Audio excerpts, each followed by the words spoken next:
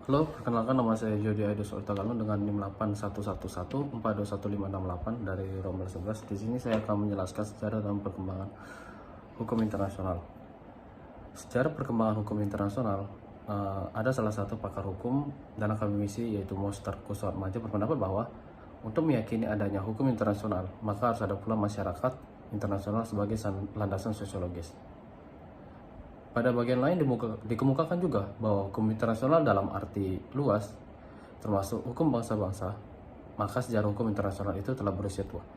Hukum internasional dalam arti luas di sini yaitu hukum internasional juga dapat mempengaruhi perusahaan multinasional dan individu. Dampaknya terus berubah dari luar interpretasi dan penegakan hukum. Hukum internasional umum semakin sering digunakan dan dianggap penting pada abad ke-21 seiring meningkatnya perdagangan global, kerusakan lingkungan global, kesadaran pelanggar hak asasi manusia, percepatan transportasi nasional, dan ledakan komunikasi global. Dengan demikian, sejarah hukum internasional sama tuanya dengan adanya masyarakat internasional meskipun dalam taraf tradisional yang berbeda dengan masyarakat internasional dalam arti modern. Sejarah perkembangan hukum internasional itu dibagi beberapa jenis, yaitu hukum internasional kuno, hukum internasional pada masa pertengahan, hukum internasional pada masa modern, dan hukum internasional pada masa kini dan masa yang akan datang. Di masa India kuno, dalam kebudayaan India kuno terdapat kaidah dan lembaga hukum yang mengatur hubungan antara kasta, suku bangsa, dan raja-raja. Menurut Bandar Jack, ada kebiasaan yang mengatur hubungan antar raja disebut Desa Dharma. Gautama Sutra dan Undang-Undang Manu memuat tentang hukum kerajaan. Hukum yang mengatur hubungan antar raja-raja pada masa itu tidak dapat dikatakan sebagai hukum internasional karena belum ada pemisahan dengan agama, soal-soal kemasyarakatan dan negara. Namun tulisan pada waktu itu sudah ada yang menunjukkan ketentuan-ketentuan yang mengatur hubungan antara raja dan kerajaan, seperti ketentuan yang mengatur kedudukan utusan raja dan hak istimewa utusan raja, perjanjian dengan kerajaan lain, serta ketentuan perang dan cara berperang. Yang kedua ada zaman Yunani kuno. Menurut Vinogradov, pada masa itu telah ada hukum intermunisipal, yaitu kaidah-kaidah kebiasaan yang berlaku dalam hubungan antar negara-negara kota, seperti ketentuan mengenai utusan, pernyataan perang, perbudakan, tawanan perang.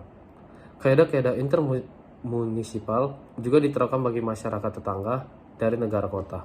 Namun, kaidah intermunisipal sangat dipengaruhi oleh pengaruh agama sehingga tidak ada pemisahan yang tegas antara hukum, moral keadilan, dan agama. Pembedaan golongan penduduk Yunani menjadi dua, yaitu orang Yunani dan orang yang bukan Yunani atau yang disebut orang barbar. Pada masa itu juga telah dikenal ketentuan perwasitan dan wakil-wakil dagang atau konsul. Sumbangan yang terpenting bagi hukum internasional adalah konsep hukum alam. Konsep ini kemudian dikembangkan lebih lanjut oleh orang-orang Romawi sendiri. Yang ketiga ada zaman Yahudi kuno. Dalam kebudayaan Yahudi, dalam hukum kuno mereka, antara lain tentang kitab perjanjian lama, mengenal ketentuan mengenal perjanjian diperlakukan terhadap orang asing, dan cara melakukan perang. Dalam hukum perang masih dibedakan. Dalam hukum perang Yahudi ini perlakuan terhadap mereka yang dianggap musuh bebuyutan sehingga diperbolehkan diadakan penyimpangan ketentuan perang. Dan yang keempat ada zaman Romawi kuno. Pada zaman Romawi kuno, hukum yang mengatur hubungan antar kerajaan tidak mengalami perkembangan karena masyarakat bangsa-bangsa adalah satu imperium, yaitu Imperium Romawi. Sumbangan utama bangsa Romawi bagi perkembangan hukum pada umumnya dan sedikit sekali bagi perkembangan hukum internasional. Pada masa Romawi ini diadakan perbedaan antara ius naturale dan ius gentium. Ius gentium atau hukum masyarakat menunjukkan hukum yang merupakan sub dari hukum alam atau ius naturale. Pengertian ius gentium hanya dapat dikaitkan dengan dunia manusia, sedangkan ius naturale atau hukum alam meliputi seluruh fenomena alam. Sumbangan bangsa Romawi terhadap hukum pada umumnya yaitu dengan adanya The Corpus Juris Civilis pada masa Kaisar Justinianus.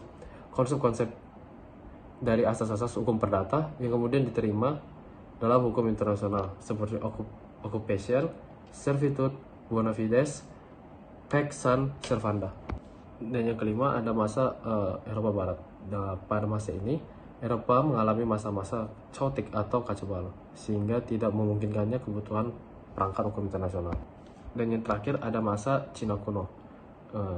Pada zaman kebudayaan Cina ini, Cina memperkenalkan nilai-nilai etika dalam proses pembelajaran untuk kelompok-kelompok berkuasa, pembentukan sistem kekuasaan negara yang bersifat regional tributary state, pembentukan perserikatan bangsa-bangsa Tiongkok yang dicanangkan oleh Konghucu. Yang kedua ada pada masa abad pertengahan. Pada masa abad pertengahan, atau biasa disebut The Dark Age atau masa kegelapan, hukum alam mengalami kemajuan kembali, transformasi di bawah gereja. Peran keagamaan mendominasi sektor-sektor sekuler. Sistem kemasyarakatan di Eropa pada waktu itu terdiri dari beberapa negara yang berdaulat yang bersifat feodal dan tahta suci. Pada masa itu muncullah konsep perang adil sesuai dengan ajaran Kristen yang bertujuan untuk melakukan tindakan yang tidak bertentangan dengan ajaran gereja. Selain itu, beberapa hasil karya ahli hukum memuat mengenai persoalan peperangan, seperti Bartolo yang menulis tentang tindakan balas yang seimbang atau reprisal. Honoré de Bonald menghasilkan karya The Tree of Battles tahun 1380. Meskipun pada pertengahan hukum internasional tidak mengalami perkembangan yang berarti sebagai akibat besarnya pengaruh ajaran gereja, tetapi negara-negara yang berada di luar jangkauan gereja seperti Inggris, Prancis, Venesia, Swedia, Portugal, benih-benih perkembangan hukum internasional mulai bermunculan. Traktat-traktat yang dibuat oleh negara lebih bersifat mengatur peperangan, perdamaian, gencatan senjata, dan persekutuan-persekutuan. Yang ketiga ada hukum internasional pada masa modern. Yang pertama ada pada masa tahun 1899 sampai 1907. Perkembangan masyarakat internasional, khususnya negara-negara pada fase ini, mulai merumuskan penyelesaian sengketa dengan cara-cara damai. Misalnya melalui perundingan-perundingan, baik langsung maupun dengan perantaraan pihak ketiga, dengan menyelenggarakan konferensi ataupun kongres-kongres internasional. Dalam perkembangan selanjutnya, konspirasi atau kongres internasional itu tidak lagi hanya sebagai sarana penyelesaian sengketa, melainkan perkembangan menjadi sarana membentuk atau merumuskan prinsip-prinsip dan kaidah-kaidah hukum internasional dalam bentuk perjanjian-perjanjian atau konvensi-konvensi internasional mengenai suatu bidang tertentu. Sebagai contoh, dalam konferensi perdamaian Den Haag pertama tahun 1899 dan yang kedua pada tahun 1907 yang menghasilkan prinsip-prinsip dan kaidah hukum perang internasional yang dalam perkembangannya sekarang ini disebut hukum humaniter. Yang kedua ada masa antara tahun 1907 sampai 1945. Keberhasilan membangun masyarakat internasional baru selama masa 1648 sampai 1907 yang ditandai dengan keberhasilan mempertahankan hak hidup dan eksistensi negara-negara nasional sebagai kesatuan-kesatuan politik yang merdeka, berdaulat, dan sama derajat. Pasca 1907, perjalanan konsolidasi negara akhirnya runtuh dengan meletusnya Perang Dunia Pertama pada tahun 1914 sampai 1818 yang hampir meruntuhkan dasar-dasar tata kehidupan masyarakat internasional yang pada akhirnya setelah berakhirnya Perang Dunia Pertama berdirilah Liga Bangsa-Bangsa pada tahun 1919 sebagai organisasi internasional yang bergerak dalam ruang lingkup dan tujuan global dalam rangka mewujudkan ketertiban, keamanan, dan perdamaian dunia. Secara tersimpul dapat pula dipandang sebagai usaha-usaha untuk mengatur masyarakat internasional. Pada perkembangannya, Liga Bangsa-Bangsa berfungsi sebagai bentuk hukum internasional. Keputusan atau resolusi yang dikeluarkannya berlaku dan mengikat sebagai hukum terhadap negara-negara anggotanya. Barulah pada tahun 1921 berdirilah Badan Peradilan Internasional atau Permanent Court of International Justice sebagai penyelesaian sengketa yang terjadi antara negara yang tergabung dalam liga-liga bangsa. Yang ketiga ada masa setelah pasca Perang Dunia Kedua. Terbentuknya Perserikatan Bangsa-Bangsa sebagai hasil dari konsensus pasca Perang Dunia Kedua berpengaruh besar dalam masyarakat hukum internasional. Banyak sekali perkembangan dan kemajuan yang dicapai secara ringkas sebagai berikut. Yang pertama, lahirnya negara-negara baru, yaitu perubahan peta politik dunia, polarisasi masyarakat internasional. Khususnya setelah Perang Dunia Kedua, tampak adanya perbedaan yang mencolok dibandingkan dengan masa sebelumnya. Jika sebelumnya peta bumi politik terpolarisasi menjadi kelompok negara atau bangsa-bangsa penjajah dengan bangsa-bangsa yang terjajah. Dan yang kedua ada kemajuan pengetahuan dan teknologi. Yang ketiga, perkembangan penghormatan atas hak asasi manusia.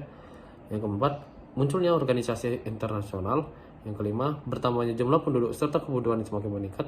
Yang keenam, munculnya organisasi internasional non-pemerintahan. Yang terakhir ada perusahaan multinasional dan transnasional.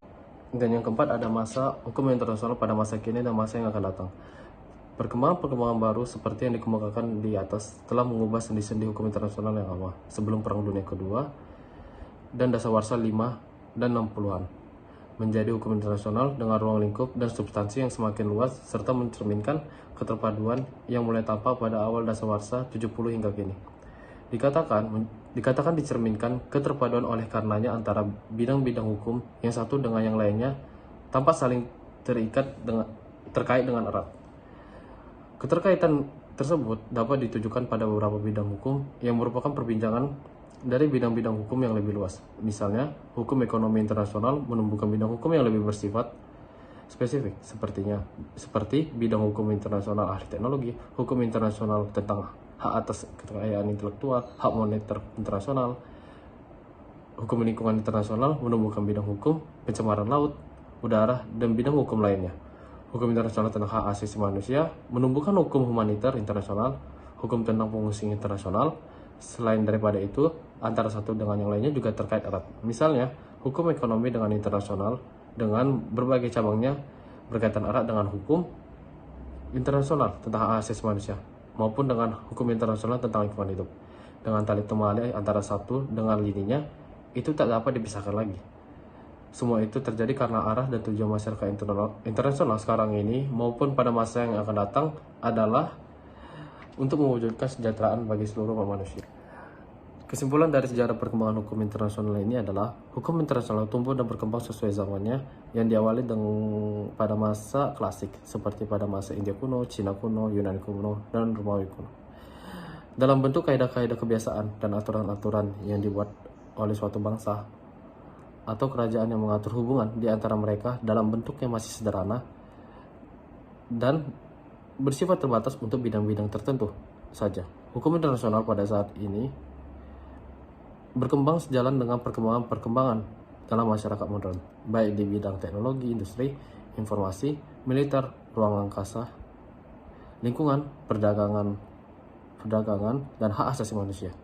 Ruang lingkup kerjasama internasional meliputi segala aspek kehidupan dari masyarakat internasional modern yang tergabung dalam organisasi global dan regional, baik dalam bentuk perjanjian bilateral maupun multilateral.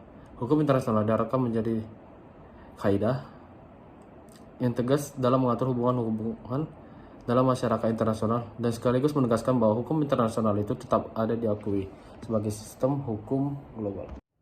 Sekian video saya tentang sejarah dan perkembangan hukum internasional. Bila ada salah kata mohon dimaafkan. Terima kasih.